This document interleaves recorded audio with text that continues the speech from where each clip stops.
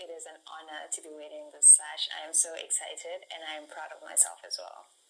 So what went through your mind, at that moment you were standing on the stage and your name was called as the winner of the pageant? So throughout the whole day, I was really anxious. I was so nervous. I couldn't focus. I felt like my head was all over the place. And as the competition started progressing, I think the anxiety started kicking in. I was getting so nervous. And just before they announced the winner, I was just like, oh, thank God. I'm just grateful that I made it. And when I heard my name get called, I had the sense of relief, the sense of accomplishment. And I cannot even think how I can explain how I feel, because it was a very powerful moment for me. And so it's really difficult to read this, to read your reaction. Yeah. To your feeling. Yes. A lot of people are trying to guess what that was about. Because I was so excited, because I was like, yay, I'm happy. And then I just had like this overwhelming feeling, and I cried. And I know I'm an ugly crier, so I was like, no, you can't cry, you'll make up. And I just had to suck it up a little bit and just enjoy that moment as well. Why did you decide to accept the invitation from the organizer to come, contest in this pageant? Why was it so important for you to be here? So, like I said, I've always, wanted to be a pageant girl, but I always felt like it was just for younger girls. And then 2017, that's when I was actually aware of pageant work and all of that. And I was actually really intrigued. I was like, oh my God, this is so pretty. They look so pretty. The crowns, the beauty, the walk, the dresses. I wasn't really educated on what it is to be a queen. And then I signed up for Miss SA 2022 and I didn't get accepted. And I signed up again because I knew that this is the dream that I really wanted to fulfill. So I'm like a goal setter. If I set something for myself, I always motivate myself to achieve them. So being Miss Universe was something that I've always wanted to, achieve. And that's why I actually motivated myself to try again in 2024. And I made it through to the top 30. So I was so excited. In that moment, I didn't think about Miss Universe. I was just like, I'm so proud of myself, because it's really not easy to take an action, especially when you set a big goal for yourself. So I was really proud of myself. But then throughout the course of that journey, I kept on progressing, started becoming better, a better version of who Chichi is.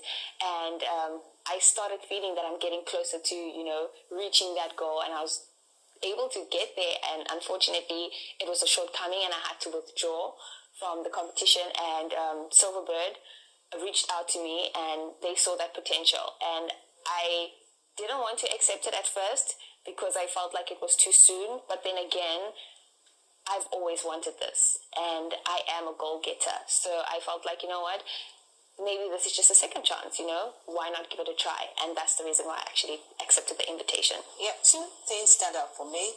Let's talk about this first. You talked about you hesitated. You didn't really want to accept because it was too soon for you. But, when you became Miss Universe Nigeria 2024, when you won, the reactions mostly from here in Nigeria, positive reactions, but we had some other people who thought that maybe this shouldn't have been, especially for other girls who had to go through the stage right from, this get-go and, had to fight for a spot. But there's a reaction that maybe things were a bit too easy for you. How do you respond to that? I don't think it was easy. The girls here were very competitive. Like, they really showcased themselves really well. And I think there was not much of a difference. I do get the point. I do get where people are coming from. But at the end of the day, I also had my own journey. I had my fair share of actually going through the process. It might have been a slight difference, obviously, but then I feel like I also did, go through a journey that they went through as well. I'm talking about that journey you went through, that you had to withdraw from the competition, the Miss SA competition. How are you really? So it has been a hectic one. I think I've been avoiding, talking about it because it is an emotional one for me. I just cried earlier because I was like, no, it's not a nice feeling, because I think you can take a moment.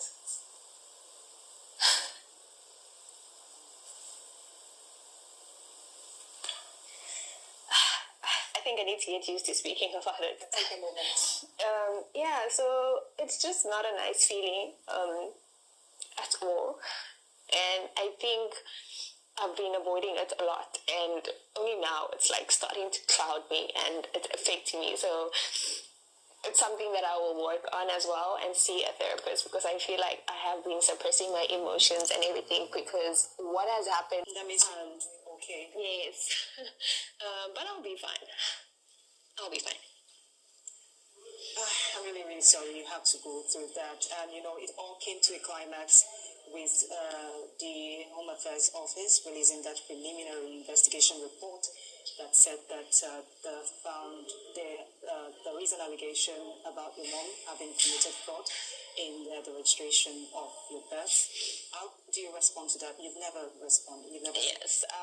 Obviously, I cannot respond to it because it is a legal matter. So I have to first gather all the facts around it before I can make any comments around it. So has this changed anything for you? I don't think this changes anything for me. I still see myself proudly South African. I still see myself proudly Nigerian. I think these are just the little barriers, that sort of divides us as well, which I feel like it shouldn't be the case at all, because it is necessary to be there and it shouldn't be a barrier, but it's just us needing to know when and how we need to, start accepting these differences and not actually making them a barrier to separate us. Is this your first time in Nigeria? Second time. Second time? Yes. It's been amazing so far. I've actually really enjoyed my stay. I'm staying here longer, so I'm going to explore more and get to know more of Nigeria as well. And I'm really looking forward to that journey as well, because that on its own, it's already a whole different experience, because I experienced Nigeria at a very young age, so I can't really remember everything. So I feel like now I'll gather a lot and learn from it as well. And what does this win mean for you? What do you hope to achieve with this? What do you hope to do with this crown? Is there a particular message you want to propagate with this winning?